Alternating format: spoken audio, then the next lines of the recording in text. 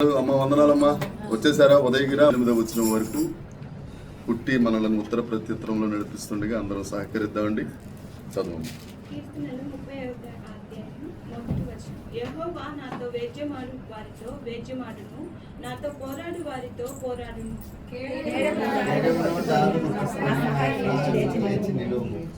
ఈట దూసి నన్ను తరుము వారిని అడ్డగింపుము, నేనే నీ రక్షణ అని నాతో సెలవిమ్ము.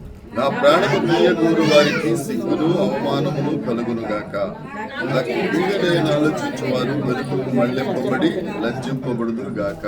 యెహోవా దూత వారిని పారదోలును గాక, వారు గాలికి కొట్టుకొని పోవు పొట్టు వలె నుందురు గాక. యెహోవా దూత వారిని తరుమును గాక, వారి త్రోవ చీకటి అయి జారులుగా ఉండును గాక. నన్ను పట్టుకొని వలెనని వారు నిర్నిమిత్తముగా గుంటలో తమ వల నొట్టిరి, నా ప్రాణము తీయవలెనని నిర్నిమిత్తముగా గుంట త్రవ్విరి. వానికి తెలియకుండా చేటు వాని మీదికి వచ్చును గాక, తాను ఒడ్డిన వలలో తానే చిక్కబడును గాక, వాడు ఆ చోటులోనే పడును గాక. అప్పుడు యెహోవా యందు నేను హర్షించుదును, ఆయన రక్షణను బట్టి నేను సంతోషించుదును. అప్పుడు యెహోవా ఈ వట్టివాడెవడు? ఇచ్చిన బలము గల వారి చేతిలో నుండి దీనులను, దోచుకుని వారి చేతిలో నుండి దీనులను, దరిద్రులను విడిపించువాడవు నీవే కదా అని నా ఎముకలన్నీ చెప్పుకొనును. కూట సాక్షులు లేచుచున్నారు, నేనెరుగునని సంగతులను గూర్చి నన్ను అడుగుచున్నారు. మేలునకు ప్రీతిగా కీడు చేయుచున్నారు, నేను దిక్కులేని వాడనైతిని. అతడు నాకు వారు వ్యాధితో ఉన్నప్పుడు గోనె పట్ట కట్టుకొని ఉపవాసము చేత నా ప్రాణము ఆయాసపరుచుకొంటిని. అయినను నా ప్రార్థన నా యొద్దలోనికే తిరిగి వచ్చి ఉన్నది. అతడు నాకు చెలికాడైనట్టును సహోదరుడైనట్టును నేను నడుచుకుంటుని, తన తల్లి మృతి పొందినందున దుఃఖ వస్త్రములు ధరించు వాని వలె నేను కూలి ఇండుట చూచి వారు సంతోషించి గుంపు కూడిరి. నీచులను నేనెరుగని వారును నా మీదకి కూడి వచ్చి మానక నన్ను నిందించిరి. విందు కాలమందు దోషులు లాంటి వరదపోతుల వలె వారు నా మీద పళ్ళు కొరికిరి. ప్రభువా, నీవెన్నాళ్ళు చూచుచు ఊరుకొందువు, వారు నాశనము చేయకుండా నా ప్రాణము రక్షింపుము, నా ప్రాణము సింహము నోట నుండి విడిపింపుము. అప్పుడు మహాసమాజంలో నేను నిన్ను స్తుతించదను, బహుజనులలో నిన్ను స్తుతించదను. దేవుడి వాక్యము మనందరి వినికిడిలో దీవించి ఆశీర్వదించి ఫలభరితము చేయును గాక. కూర్చుందాం, అందరూ కూర్చుందాం. దేవునికి స్తోత్రం, దేవునికి స్తోత్రం. హల్లెలూయా, హల్లెలూయా. 35వ కీర్తన దావీదు గారు రాసిన కీర్తన అని మనం పోయిన వారం కూడా ధ్యానించుకున్నామండి. అయితే ఇది అదుల్లాము గుహలో 34వ కీర్తన అదుల్లాము గుహలో రాశారని మనం ధ్యానించుకున్నాం. ఇక అక్కడి నుంచి ఆయన ఎన్గెది అనే ఒక అరణ్యానికి, ఆ గుహలోనికి వచ్చి అక్కడ రాస్తున్న కీర్తన ఈ కీర్తన. ఆయనను ప్రేమించే వారు ఎవ్వరూ లేనప్పుడు, ఆయన ఎవరినైతే నమ్ముకున్నాడో ఆ నమ్ముకున్న వాళ్లే దావీదు గురించి సౌలు దగ్గర రకరకాల మాటలు చెప్తున్నప్పుడు, ఎవరినైతే ప్రేమించాడో ఆ ప్రేమించిన వారే సౌలు ఎదుట దావీదు గురించి తప్పు సాక్ష్యం చెప్తున్నప్పుడు, ఇక చుట్టుపక్కల ఎవరు ఆయనకు లేని పరిస్థితులలో రాసిన కీర్తన 35వ కీర్తన. అయితే ఈ 35వ కీర్తన 3 భాగాలు చేసుకున్నాం. ఒకటి యుద్ధములో యుద్ధశూరుడిగా, 1వ వచనం దగ్గర నుంచి 10వ వచనం వరకు మనం పోయిన వారం ధ్యానించాం. 11వ వచనం దగ్గర నుంచి 18వ వచనం న్యాయ సభలో నమ్మకమైన సాక్షిగా, లేదంటే న్యాయ సభలో నమ్మకమైన వానిగా. ఏదైనా చూడండి, 3 భాగాల్లో ఆఖరి వచనం మాత్రం స్తుతితోనే ముగించాడు దావీదు గారు. 9వ వచనం 10వ వచనం మొదటి భాగం యుద్ధములో యుద్ధశూరుడు. ఏమని రాస్తాడు అక్కడ 9వ వచనం? అప్పుడు యెహోవా యందు నేను హర్షించదను. అప్పుడు యెహోవా నీ వంటి వాడు ఎవడయ్యా? 18వ వచనంలో ఏమని రాశారు? అప్పుడు మహాసమాజములో నేను నిన్ను, బహుజనులలో నిన్ను. ఏదైనా కానీ దావీదు గారు స్తోత్రంతో స్తుతితోనే ప్రారంభం, స్తోత్రం స్తుతితోనే అంతం. అందుకే దేవుడు దావీదు కుమారుడని చెప్పుకోవడానికి ఇష్టపడ్డాడు. వాక్యంలోకి వెళ్ళినప్పుడు కూడా దీని గురించి కొద్దిగా మనం విందాం, దేవుని కృపను బట్టి. దేవునికి స్తోత్రం. అయితే ఈ 1వ వచనం దగ్గర నుంచి 10వ వచనం వరకు మహాముఖ్యమైన మాట 3వ వచనంలో ఆఖరి లైన్లో, నేనే నీ రక్షణ అని నీవు నాతో సెలవి ప్రభు. అంతకంటే పెద్ద మాట, కొలవదగిన మాట ఇంకోటి లేదు. ఈయనేం ఆశీర్వాదం అడగలేదు, శత్రువులు ఎదుట విజయం అడగలేదు, శత్రువు తల అడగలేదు, లేకపోతే నా రాజ్యం విపరీతంగా విస్తరించబడాలి అని అడగలేదు. ఏమడిగారు ఈయన? నేనే నీ రక్షణ. మనం కూడా ప్రార్థన చేయవలసింది ఏంటి అని అంటే, ప్రభువా నీవే నా రక్షణ. దావీదు కూడా పాటలో నా రక్షణ దుర్గము నీవే, నా పానీయ భాగము నీవే. ఎన్నో కీర్తనది? 16వ కీర్తన. నా పానీయ భాగం నీవే. నేను తాగుతున్నానంటే దాంట్లో భాగం నీదే ప్రభువా, నీదే నేను తాగుతున్నాను. నా స్వాస్థ్య భాగము నీవే. అన్నిట్లో దేవుడి దగ్గర నుంచే భాగం తీసుకున్నాడు, కానీ యెషయి భాగం ఇవ్వలేదు, అన్నదమ్ములు భాగం ఇవ్వలేదు. ఏమండి? అయితే 11వ వచనం దగ్గర నుంచి కాస్త కీర్తన మారుతుంది. ఆయనకు విరోధులైన వారి పరిస్థితి ఎలా ఉందో ఒకసారి చూద్దాం. 11వ వచనాన్ని మనం చదువుదాం. కోట సాక్షులు లేచుచున్నారు, నేనెరుగని సంగతులను గూర్చి నన్ను. కోట సాక్షులు అంటే ఎవరు వీళ్ళు? అబద్ధపు సాక్షులు. మనకు ఎదురుగుండానే కుట్రకూటం పెడతారు, దాంట్లో సభ్యులన్నమాట వీళ్ళందరూ. ఈ కోట సాక్షులు లేచి ఆయన ఎరుగని సంగతులు, అది కూడా 27వ కీర్తనలో 12వ వచనంలో ఉంటుంది. కీర్తనల గ్రంథం 27వ కీర్తన 12వ వచనం. మరొక్కసారి చెప్తున్నానమ్మా, ఒక చిన్న సవరణ. వాక్యం చదివినప్పుడు ఎప్పుడైనా 66 గ్రంథాలు ఒక ఎత్తు, 65 గ్రంథాలు ఒక ఎత్తు, ఒక గ్రంథం ఒక ఎత్తు అమ్మా. కీర్తనలే. ఇప్పుడు మనం నడిపించు నానావా పాఠము కాదు. అయ్యగారు, నడిపించు నానా అనే పాఠం మనం చదువుకుందాము అని అంటే మీరు నన్ను ఎలా చూస్తారు? అది పాడాలి, అది పాట. అలాగే ఈ 150 కీర్తనలు పాటలు అని పెడితే బాగోదు కాబట్టి కీర్తనలు అని పెట్టారు. ఇప్పుడు మనం 35వ కీర్తన 35వ అధ్యాయము అనకూడదు. ఓకే, 35వ కావ్య గ్రంథాలు అని కొన్ని ఉన్నాయి. మొత్తం బైబిల్ గ్రంథాన్ని 5 విభాగాలుగా చేశారు. చరిత్ర గ్రంథాలు, ధర్మశాస్త్ర గ్రంథం, కావ్య గ్రంథాలు, సువార్తల గ్రంథాలు, పత్రికల గ్రంథాలు, ఇలా తీశారు కొన్ని. దాంట్లో కావ్య గ్రంథాలు, యోబు కావ్య గ్రంథం, కీర్తనలు కావ్య గ్రంథం, పరమగీతం, ప్రసంగి, తర్వాత సామెతలు, విలాపం, ఇవన్నీ కావ్య గ్రంథాలు. పాటలు మిగతావన్నీ అధ్యాయాలు. ఏమండి? ఒకవేళ ఎప్పుడైనా మన సంఘంలో అయితే ఓకే, బయటికి వెళ్ళిన తర్వాత ఎవరన్నా కీర్తన చదవమని అనుకోండి, 35వ అధ్యాయము అని అనగానే మీ పాస్టర్ గారి పేరేంటి అని అంటారు. ఏమండి? ఎందుకంటే నేను సరిగ్గా నేర్పించాలి కదా. సరిగ్గా హైదరాబాదులో నిండు సభలో ఆ రోజున కీర్తనలు 35వ కీర్తన. ఆ కీర్తన ఏంటంటే 16వ కీర్తన గురించి ధ్యానం, ఎప్పుడో లాంగ్ బ్యాక్.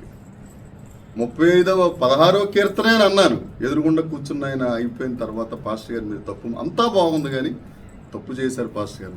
నాకు అదిరిపోయింది. ఏం తప్పు చేశాను సార్? మీరు 16వ అధ్యాయం అన్నారు. అది ఎదురుగుండా రికార్డ్ అయింది. ఒకసారి ఆయన గారికి పంపించండి ఆ లింక్. ఆయన ఏమన్నారో చూస్తే సరి చేసుకుని సాక్షి క్షమించండి అని చెప్తాను. అంత అబ్జర్వేషన్ ఉంటుంది సంఘాల్లో. ఎవరైనా సేవకుడు ఏంటి, అతను ఎలా ఉన్నాడు, అతని బిహేవియర్, మన బిహేవియర్. ఇంకో మాట చెప్పిన, ఢిల్లీలో లేని రాజకీయం సంఘంలోనే ఉంటుంది. అదే మన సంఘం కొద్దిగా పక్కకు జరిగిన సంఘం, అంటే వేరుపరచబడిన సంఘం ఆ విషయాల్లో. ఆమేన్.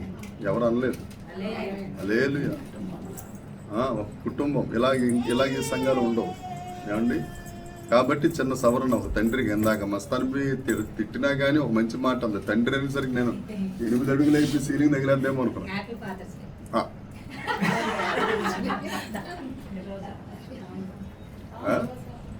Happy father. థ్యాంక్ యూ అండి, అందరికీ థ్యాంక్స్.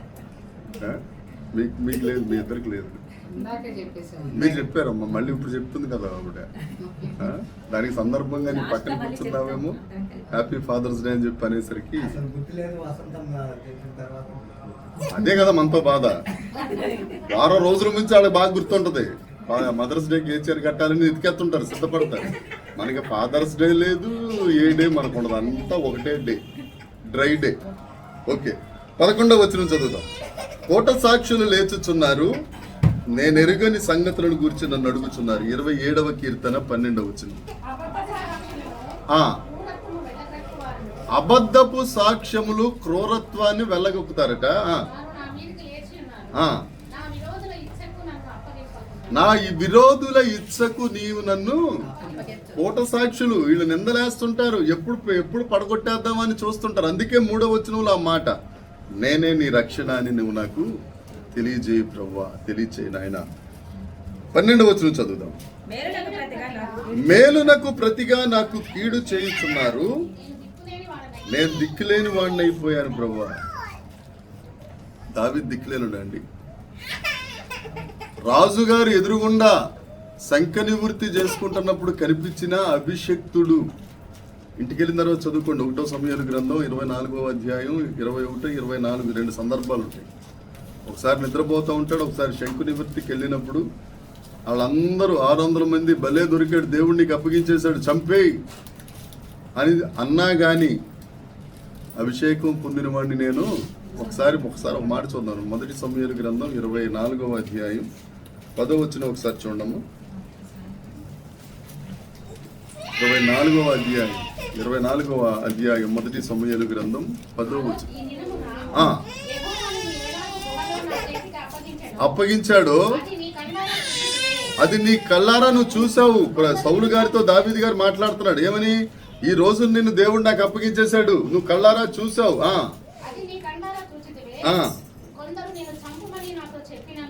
ఎవరు చంపమన్నారు? వెనకాల ఉన్న 600 మంది చంపే, దావీదా నీకు సౌలుని రాజుని దేవుడు అప్పగించాడు, చంపే అన్నప్పుడు కూడా కనికరించి, ఎందుకంటే దేవుడు కనికరమ కలిగిన దేవుడు, దేవుని కుమారులమైన మనం, ఆయన వారసులమైన మనం కృప కలిగిన వారిగా, కనికరం కలిగిన వారిగా, కరుణ కలిగిన వారిగా ఉండాలి.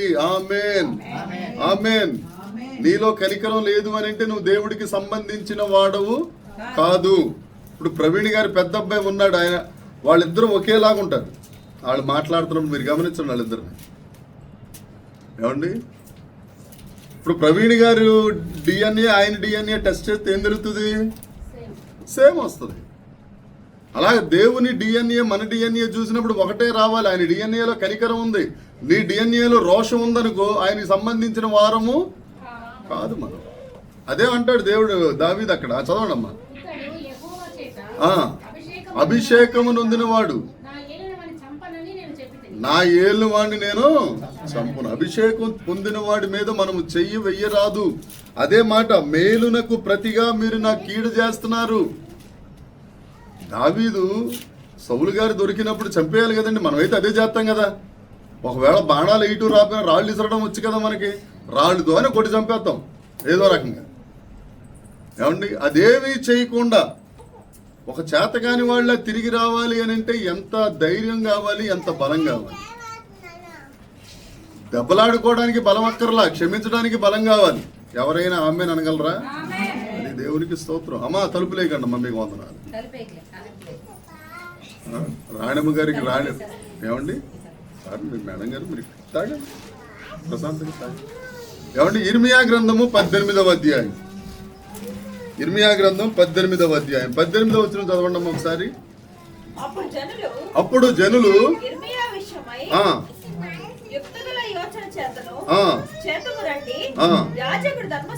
యుక్తము కలిగిన యోచన చేద్దాం అంటే తెలివి కలిగిన ఆలోచన ఒకటి చేద్దాం రండి ఇర్మియా గారి కోసం. మానడు యాజకుడు అన్నవాడు వాక్యాన్ని బోధించాలి, తర్వాత జ్ఞాని అన్నవాడు ఆలోచించాలి, ప్రవక్త వాక్యము చెప్పాలి. దేవునికి స్తోత్రం, హల్లెలూయా. ఒక మాట మిమ్మల్ని ఎంకరేజ్ చేయడానికి, ఇప్పుడు వాక్యం చెప్తున్నారు మగోళ్ళు కానీ స్త్రీలు కానీ అన్న ప్రేయర్లు. ఇప్పుడు వాళ్ళని ఏమనైపోవాలి మనం? ప్రవక్తనులు. రాజకుమారి చెల్లం గారికి గట్టిగా అర్థమయ్యేటట్టుగా వినపడేటట్టుగా మీరేమన్నా ఆడవాళ్ళందరూ వచ్చే 5 వారాలు పర్మిషన్ అడిగారు ఆడ ప్రవక్తల గురించి. ఇక అక్కడి నుంచి కంటిన్యూషన్ మీరే ఆడ ప్రవక్తలు. ఆమెను అంట్లా మీరు. దేవునికి స్తోత్రం. ప్రవక్త అంటే దేవునికి మానవునికి మధ్యవర్తి. ఎంత గొప్ప ధన్యత అండి ఇది. అటు నుంచి రాళ్ళైనా ఇక్కడే, ఇటు నుంచి రాళ్ళైనా అయినా కానీ నిలబడాలి, వాక్యం చెప్పేవారిగా ఉండాలి. చదవమ్మా, చదవండి. ఏం చేస్తున్నారండి? వాక్యం చెప్పి బుద్ధి ఆలోచన జ్ఞానం కలిగి ఆలోచించి యాజకుడిగా ఉండి ఇన్ని మాటలు చేస్తా ఉంటే ఇర్మియా అంటాడు, నేను మేలు చేస్తా ఉంటే ప్రతిగా నాకేం చేస్తున్నారట? కీడు. అది ఎక్కడి నుంచో ఉన్నదే. ఇది దేవుడు మనకి ఎన్నో మేళ్లు చేస్తున్నాడు. ఏమండి, అడగకుండా కొనుక్కోకుండా ఆక్సిజన్ మనం పీల్చేస్తున్నాం పుట్టిన దగ్గర నుంచి. ఇప్పటికి 50 సంవత్సరాల నుంచి రోజు ఫోన్లే దేవుడు పాపం కష్టపడుతున్నాడని ఒక 10 నిమిషాలు ఏం పీలుస్తాంలే అని చెప్పి ముక్కు మూసుకుని ఉన్నాం అనుకో, ఏం జరుగుతుంది? తీసుకెళ్ళిపోవడమే, స్థలం ఎత్తుక్కోవడమే, ఏ శ్మశానంలో ఉందో. ఏమంటే మనం అడగకుండా లేరా? ఆక్సిజన్ మిషన్లు కొనుక్కున్న వాళ్ళు ఎంతమంది లేరండి? ఎంతమంది లేరు? మనకేమైనా అవసరం వచ్చిందా? ఆమేన్. ఇక ముందు కూడా రాదు. దేవునికి స్తోత్రం. హల్లెలూయా. తర్వాత చదువుదామండి. వారు వ్యాధితో ఉన్నప్పుడు ఉపవాసము చేత నా ప్రాణమును ఆయాసపరుచుకొంటిని, అయినను నా ప్రార్థన నా ఎదలోనికి తిరిగి వచ్చు ఉన్నది.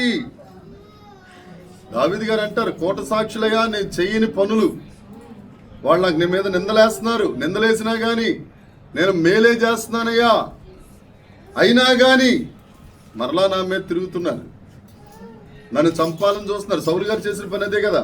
చూద్దాం. 1వ సమూయేలు గ్రంథం 24వ అధ్యాయం 17వ వచనం. 1వ సమూయేలు. వారు వ్యాధితో ఉన్నప్పుడు నేను వెళ్ళి గోనిపట్ట కప్పానయ్యా, ఉపవాసం చేత నా ప్రాణాన్ని నేను ఆయాసపరుచుకున్నాను. వారి కొరకు ఉపవాసం ఉండి ప్రార్థన చేస్తున్నాం. అయితే వాళ్ళు ఏం చేస్తున్నారు? చదవండి. నా తండ్రి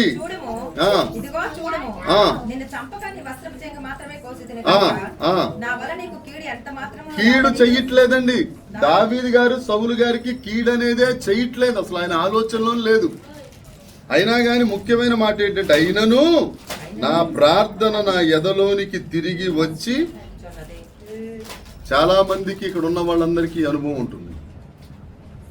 మనం అనేకుల కొరకు ప్రార్థన చేస్తూ ఉంటాం, మన కుటుంబ సభ్యుల కొరకు ప్రార్థన చేస్తూ ఉంటాం, ఏమండి సమాజం కోసం ప్రార్థన చేస్తూ ఉంటాం. మనం ప్రార్థన చేస్తూ ఉంటాం కానీ ఆ ప్రార్థనకి వ్యతిరేకంగానే వాళ్ళు అవుతూ ఉంటారు. మీరు గమనించండి. దాని అర్థం ఏమిటి? నేను ప్రార్థన చేస్తున్నాను కానీ వాళ్ళు ఆశీర్వదించబడుతున్నారు, ప్రభు నేను మాత్రం ఇలాగే ఉంటున్నాను అంటే నా ప్రార్థన తిరిగి నా ఎదలోనికే వచ్చేస్తుంది. నాలో ఉన్న బాధ తీసుకోవాలని ప్రార్థన చేస్తున్నాను, వాళ్ళైతే మారకపోగా అభివృద్ధి చెందుతున్నారు. నా ప్రార్థనకు మాత్రం తిరిగి వచ్చేస్తుంది. నువ్వు జవాబు ఇవ్వట్లేదు అని ఒక రకంగా అర్థం. కానీ మన దేవుడు జవాబు ఇవ్వని దేవుడా. 62వ కీర్తన 2వ వచనం ప్రకారం ఆయనకు ఉన్న మాట పేరేమిటి? ప్రార్థన ఆలకించువాడా. ఆయన నువ్వు ఎక్కడి నుంచి ప్రార్థన చేసినా ప్రార్థన ఆలకిస్తాడు.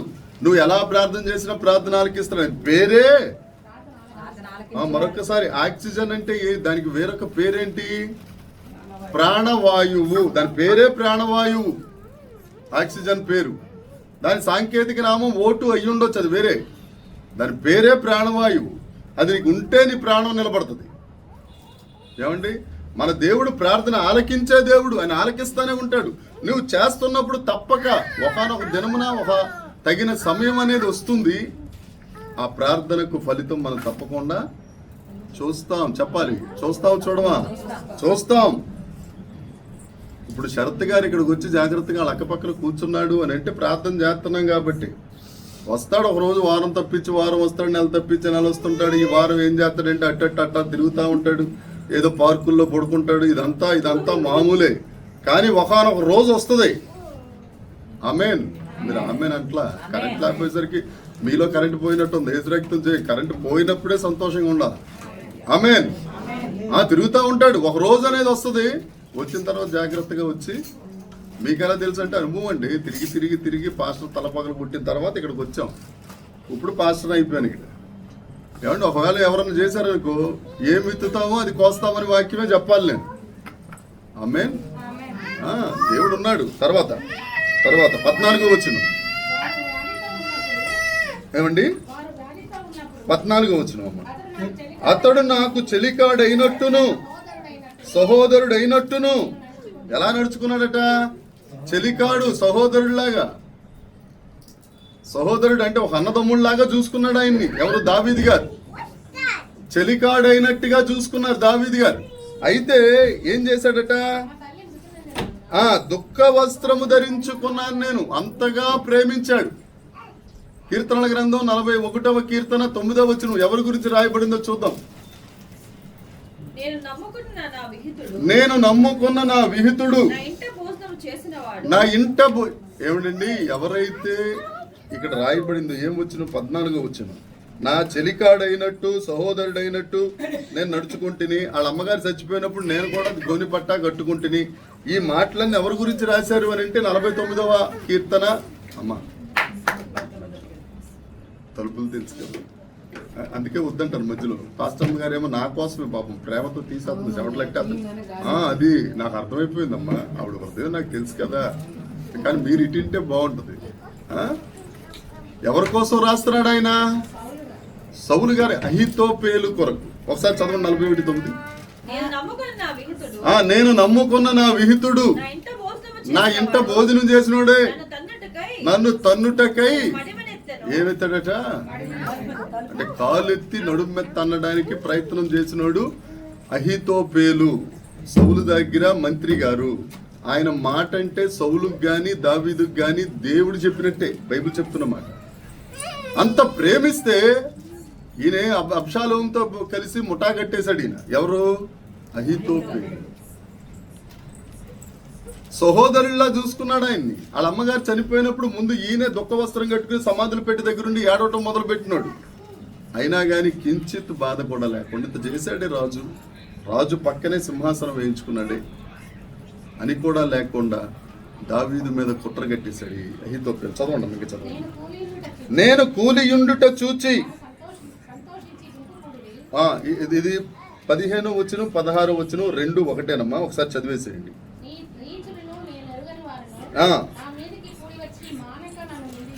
నిందించారు, వారు నా మీద పండ్లు కొరికిరి. దావీదు గారు అంటారు, నేను కూలినప్పుడు నా విరోధులు నన్ను చూసి సంతోషించి గుంపు కూడారట. జోకులు వేసుకున్నాడు. సురేష్ గారు భలే పడిపోయాడు రా, లేవనెత్తు వారు ఎక్కడూ లేరురా, అంత అన్నాడు వాళ్ళ దేవుడి గురించి, ఎంత చెప్పాడు అంత చెప్పాడు, కూలిపోయాడు అని జోకులు వేసుకోవటం మొదలు పెట్టారు. ఇది మనకు అందరికీ తెలిసిందే. మనం కూడా ఆ గ్రూప్ లో ఉన్న వాళ్ళమే ఒకప్పుడు, ఇప్పుడు కాదులేండి. ఎవరైనా ఇంటి ముందోళ్ళు ఇంటి పక్కన వాళ్ళకి మనకి వాళ్ళకి పడట్లేదు అనుకో, వాళ్ళకి ఏమైనా నష్టం జరిగితే నాకు చేశాడు, అందుకే నా ఉసిరే తగిలేసింది అంటే నీ ఉసిరికి అంత పవర్ ఉందన్నమాట. ఏసునామం అలాంటి పవర్లన్నీ ప్రభావాలన్నీ పోవును గాక. ఆ ఉసురు అనే మాట మన డిక్షనరీలోంచి తీసివేయుదము గాక. వాళ్ళు బాధపడుతున్నారంటే ప్రసంగి గ్రంథంలో ఉంటుంది, దుఃఖపడు వారితో కలిసి దుఃఖపడాలి. నువ్వు పెండ్లి ఇంటికి వెళ్ళపోయినా పర్లా, పెళ్ళైపోద్ది. చావింటికి మాత్రం తప్పకుండా వెళ్ళాలి. నీకు తెలిసారా తెలియదా తర్వాత సంగతి.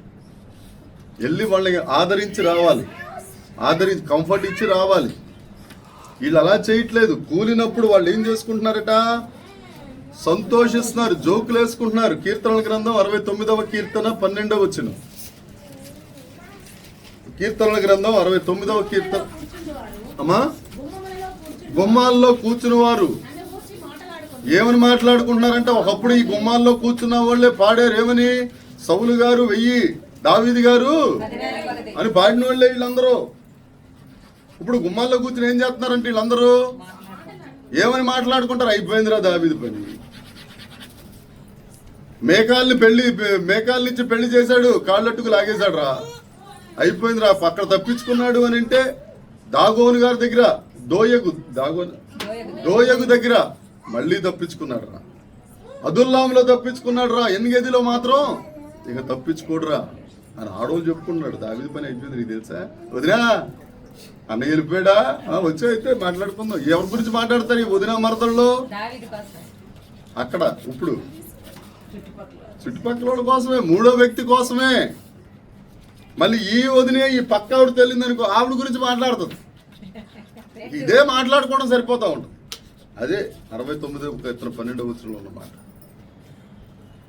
పొరపాటున మూడో వ్యక్తి గురించి మాట్లాడేవనుకో, మన మధ్యన మూడో వ్యక్తి ఒక ఆయన ఉంటాడు. ఆమేన్ ఆమేన్. మలాకీ గ్రంథంలో ఉంటుంది, మనము మాట్లాడుకొని చుండగా ఎవరు వింటారు? వింటాడు. నువ్వు మూడో వ్యక్తి గురించి మాట్లాడుతున్నప్పుడు ఆ మూడో వ్యక్తి వినేస్తాడు, మొత్తం రికార్డ్ అయిపోద్ది. ఎవరో తెలుసా? సాక్ష్యాలు ఎవరో తెలుసా? ఆకాశము భూమి. ఆ ధవళ సింహాసనం దగ్గరికి వెళ్ళి నేను నిలబడి, బాబు అన్నదప్పుడు, ఏరా నువ్వు ప్రవీణ్ నేను ప్రవీణ్ చి అని అంటాను. నేను ఎక్కడా బాబు ఆకాశం ఇట్రా, భూమి ఇట్రా, ఏమన్నాడు ప్రవీణ్ ఇతను చెప్పు ఒకసారి అవి చెప్పేస్తుంటాయి.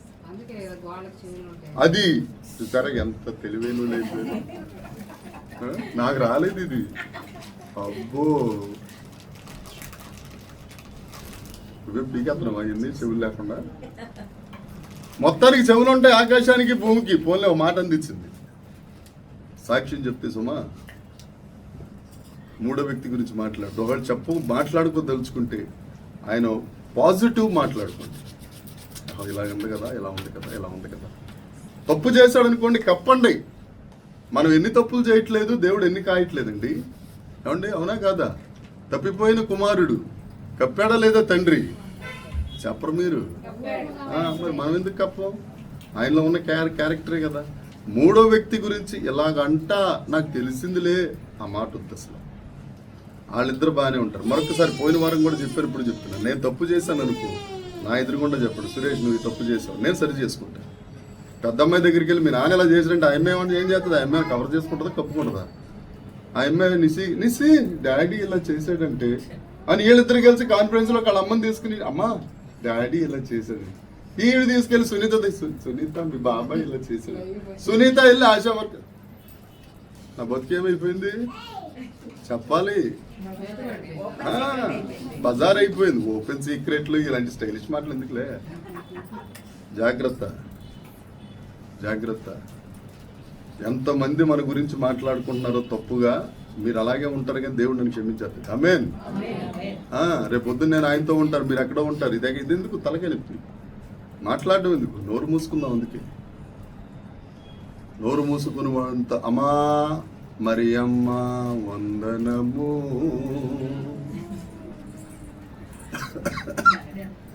తర్వాత చదువుతా. నువ్వెన్నాళ్ళు చూచు ఊరుకుంటావు ప్రభా? వీళ్ళందరూ నన్ను జోకులు వేసుకుంటున్నారు, రకరకాల దోషణ మాటలు మాట్లాడుతున్నారు, వరద వల్లి పళ్ళు కొరుకుతున్నారట. పళ్ళు కొరికే కార్యక్రమం ఎవరిది? పిల్లిది. పిల్లిని ఎప్పుడన్నా గమనించారో లేదు? ఎలుగు కనపడితే అది పళ్ళు ఇలా పెద్ద చేసి పళ్ళు కొరుకుతుంది. వినమ్మని అడిగితే చెప్తుంది అలా. ఎందుకంటే వాళ్ళ ఆవిడతో పాటు ఫాలో అవుతుంటాను కూడా నేను కార్టూన్ నెట్వర్క్. ఇక ప్రవీణ్ గారు అయితే కాళ్ళతోనే పెట్టేసుకున్నాడు ఏకంగా. ఇక ఎప్పుడొకప్పుడు చూసి రెయిన్ రెయిన్ గో ఇయ్యగానే వచ్చేస్తాడు దాంట్లో. ఇప్పుడు ఏదో పాట వస్తుంది. ఏం పాట వస్తుంది? అదిగో. మీరు ఎవరు గమనించరు ఇలాంటి? నా పని ఏముంది ఇంకా? పండ్లు కొరుక్కునే పని మంది కాదు, దురాత్మది, పిల్లిది, ఏమండి అపవాదిది. నువ్వు నీ నోటి నిండా నవ్వుంచాడు. వచ్చే శుక్రవారం చెప్పుకుందాం, అందరు రండి. మంచి కీర్తన 126వ కీర్తన. వారి నోటి నిండా ఎలా ఉంటుందో దేవునికి స్తోత్రం. నవ్వాలి తప్ప పండ్లు కొరకరాదు. పండ్లు పీకేస్తాడు దేవుడు. ఆమేన్. చదువుదాం 17వ వచనం. ప్రభువా నీవెన్నాళ్ళు చూచుచూ ఊరకుందువు, నా ప్రాణమును సింహాలంటే వాళ్ళు. కీర్తనల గ్రంథం 6వ కీర్తన 3వ వచనం. కీర్తనల గ్రంథం 6వ కీర్తన 3వ వచనం. అదిరిపోతుంది. ఎంతకాలం కరుణించకుండా ఉంటావు ప్రభా? రా తండ్రి. మనుషులే సింహాలైపోతారండి. మనల్ని ప్రేమించినప్పుడు జాగ్రత్తగా కుందేళ్ళలాగా ఉంటారు. అమ్మా కుందేలంట ఆహారం తీసుకున్న తర్వాత దానికి నీరు దొరకకపోతే ఏం చేస్తుంది తెలుసా? జ్ఞానులు పెద్దలు ఉన్నారు ఇక్కడ. ఎవరైనా ఏంటి కాలు నాక్కుంటది. జ్ఞాని కాలు నాక్కుంటది నీళ్లు దొరకకపోతే. మనం ఏం చేస్తాం? నాలుగు బయట పెడతాము, లేదంటే లక్కి ఐస్ వాటర్ బాటిల్ పట్ల 30 అయినా పర్లేదు పట్రా. తాగేస్తా ఉంటే మళ్ళీ సౌండ్ అవుట్ వస్తారు అనుకుంటు మిగుతున్నారు. కానీ మా కుందేలు ఆ పని చేయదు.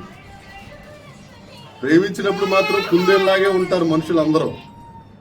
ఏమండి, కొంతకాలం అయిన తర్వాత ఏమైపోతారో తెలుసా? సింహం అయిపోద్ది. ఆ సింహానికి 2 పవర్లు అలా బయటకు వచ్చుంటే ఎప్పుడైనా చూసారో లేదు. అంతే, ఒక పన్ను తగిలిందంటే చాలు, ఒక జబ్బు కూడా వచ్చేది. సింహాలంటే ఆళ్లే, మనుషులే. మన సింహాల మధ్యన, నువ్వు నన్ను సింహాల మధ్యన పడుకోబెట్టావు, వదరబోతులు అంటే ఎవరంటే మనుషులే సింహాలు. వారి నాలుక చాటున విషం ఉన్నది అని అంటాడు, సర్ప విషం. తెరిచిన సమాధి, ఇక దాంట్లో పడ్డామంటే ఎముకలే మిగులుతాయి అన్నమాట. దాని అర్థం పురుగులు ఎముకలు తప్ప ఇంకేం మిగలవు. అలాంటి మనుషుల నుంచి రావాలి అని అంటే దావీదు గారు అంటారు మొదటి వచనం, యెహోవా నా పక్షం నువ్వు వ్యాజ్యం ఆడుతావు. దేవుడే వ్యాజ్యం ఆడతాడు, దేవునికి మహిమ. ఇవన్నీ జరిగిన తర్వాత ఏమన్నా ఈ సింహాల మధ్య నుంచి, కోట సాక్షుల మధ్య నుంచి, లేని పాత్ర పుట్టించేవారి మధ్య నుంచి, వదరపోతుల నుంచి ఏమైనా ఈయన గారు బయటకు వచ్చాడా? దావీదు గారు ఏమండి 18వ వచనంలో అంటాడు, రాకముందే చెప్పిన మాట ఏంటో చూద్దాం ఒకసారి. మహాసమాజములో ఏముంటదంటే ఆ మాటలో నమ్మకం ఉంటుంది. నేను ప్రార్థన చేశాను కదా ప్రభా, కోట సాక్షులు వాళ్ళకి మేలు చేశాను, వాళ్ళ అమ్మ చనిపోతే గోనిపట్టా కట్టుకున్నాను, ఏమంటే వాళ్ళకి రోగం వస్తే నేనే బాధపడ్డాను, ఇంత చేసినా కానీ తండ్రి వాళ్ళు నన్ను చూసి జోకులు వేసుకుంటున్నారు, వాళ్ళు నన్ను చూసి ఈడింతేరా యెహోవా కూడా రక్షించని చెప్పుకుంటున్నారు, ఇంకెన్నాళ్ళు ప్రభువా దయచేసి నన్ను రక్షించు అని ప్రార్థన చేయగానే ఒక్కసారి ఆయన నమ్మకం పెరిగిందండి. పెరిగి ఆయన అంటాడు, మహాసమాజములో ఎలా స్తుతించాడు. ఆయన స్తుతించుకుంటా వస్తా ఉంటే పై వస్త్రం పోయినా కానీ ఆగాడా డాన్స్ చేయడం, నృత్యం చేయటం. మేకాలు ఏముంది, పిచ్చోళ్ళలాగా వెర్రి వాళ్ళకి ఏంటా డాన్సులు. ఆవిడ పూర్తి క్లాస్ ఆవిడ. మరి ఏమండి, ఆ ఒక్క మాట అన్నందుకు ఆవిడ గారికి పిల్లలు లేకుండా చేసేసాడు దేవుడు. కృపాశీలమ్మా, అమ్మా ఏడుస్తున్నారా బంగారం, ఆవిడ అలా ఏడుతుంటుంది. వాళ్ళ అమ్మంది కదా ఎదురుకుండా 2 దెబ్బలేసారు అంతే. మహాసమాజములో నేను నిన్ను, బహుజనులలో నిన్ను, బహుజనులలో, మహాసమాజం. అమ్మ అమ్మ అమ్మ అమ్మ అమ్మ కొట్టకమ్మ. మహాసమాజం. దేవుణ్ణి స్తుతిద్దాం, దేవునికి స్తోత్రం కలుగునుగాక.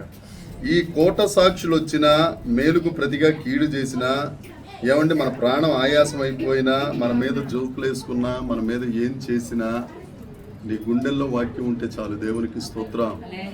నీ నెత్తి మీద అభిషేకం ఉంటే చాలు, దేవునికి స్తోత్రం. నీ నాలుక మీద ప్రార్థన ఉంటే చాలు, దేవునికి స్తోత్రం. ఎవరు ఏం చేయలేరు. మెయిన్ ఎవరు ఏం చేయలేరు. ఎందుకంటే 10వ వచనమే సమాధానం. ఏమంటాడు అక్కడ? యెహోవా. ఆయన వంటివాడు ఎవడండి? నువ్వు పరిశుద్ధ దేవుడవు, స్తుతి నొందదగిన వాడవు, అద్భుతములు చేయు దేవుడవు. వేల్పులను పడేవారు అనేకులు ఉంటారు, కానీ నువ్వు దేవుడవు, దేవునికి అది తెలియాలి మనకి. దేవతలు ఉన్నారు, వేల్పులు ఉన్నారు, వీళ్ళందరూ ఉన్నారు, కానీ దేవుడు ఒక్కడే. ఆమేన్. అన్నదమ్ములు ఉంటారు, బామ్మర్దులు ఉంటారు, బావలు ఉంటారు, బాబాయిలు ఉంటారు, అందరూ ఉంటారు. తండ్రి మాత్రం ఒక్కడే. 10 మంది ఉంటే తేడా ఆలోచన వచ్చేస్తుంది. చాలా మంది మీరే దేవుడని ఎందుకు చెప్పుకుంటారు? మీ దేవుడేనా? మాకు దేవుడు లేరు. కాదు, దేవుడు తండ్రి ఒక్కడే. బాబాయిలు ఉన్నారు, బామ్మర్దులు ఉన్నారు, బావలు ఉన్నారు, తమ్ముళ్ళు, వీళ్ళందరూ వేరే. రికమెండేషన్ చేస్తారు వాళ్ళ అన్నయ్యకి. తమ్ముడు వచ్చి, బాబాయ్ వచ్చి, నాన్న కొద్దిగా కొడుకునేది చూడు అని అంటాడు, అంతవరకే. కానీ తండ్రి ఒక్కడే. ఆ తండ్రి పరలోకమందున్న, ఎవరు చెప్పారు ఈ మాట? యేసుక్రీస్తు ప్రభువే. ఎక్కడ చెప్పాడు? మత్తయి సువార్త ఎన్నో అధ్యాయం? కాన్ఫిడెన్స్ లేదు మీ మాటల్లో. ఎన్నో వచ్చిన చూస్తారా? చూసే 6:18 చూసే ఒకసారి. హల్లెలూయా యెహోవా రాఫా, హల్లెలూయా. నేను అవును 6 కూడా కాదు. ఇది మీరు ఒకటే గుర్తుపెట్టుకోవాలి. బైబిల్ ఎలా గుర్తుపెట్టుకోవాలి అంటే, 1వ అధ్యాయం వంశావళి, 2వ అధ్యాయం మరియమ్మను దర్శించుట, 3వ అధ్యాయం బాప్తిజం ఇచ్చే యోహాను, 4వ అధ్యాయం 40 రోజుల ఉపవాసం తర్వాత, 5వ అధ్యాయం 6, 7 కొండ మీద ప్రసంగం, 8వ అధ్యాయం కుష్ఠరోగిని స్వస్థపరచుట, స్వస్థతలు చేయుట, 9వ అధ్యాయం శిష్యుల దగ్గరికి వచ్చి ప్రార్థన ఎలా చేయాలి, ధర్మం అంటే ఏమిటి ఇది చెప్పుట. 9:6 చూడండి. పరలోకమందున చదవండి 6:9. పరలోకం మా తండ్రి. అది ఎవరు చెప్పారు ఈ మాట? ఆయన మన తండ్రి. హల్లెలూయా. ఎఫెసీ పత్రిక 1వ అధ్యాయం ఉంటుంది, అబ్బా తండ్రి అని పిలవడానికి. పరిశుద్ధాత్మ దేవుడు. ఒకప్పుడు మనం పాపులము వారసులుగా చేసి ఆయన మనకు ఏం చేసేసాడట? అబ్బా తండ్రి, నాథా. యెషయా గ్రంథంలోకి వచ్చేసరికి నిన్ను సృష్టించిన వాడు నీకు భర్త. భర్త అంటే పురుషులకి భర్తే, స్త్రీలకు భర్తే. అది పాట రూపంగా అధ్యాయం రాశారు. భర్త అంటే భరించువాడు, ఏమండి, బాధ్యత వహించేవాడు. ఇది మనం వచ్చే గురువారం నేర్చుకుందాం. దేవుడి మాటలు దీవించిన గాక. మహాసమాజములో నేను నిన్ను స్తుతిస్తాను, బహుజనుల మధ్యన నేను నిన్ను స్తుతిస్తాను. నిలబడదాం.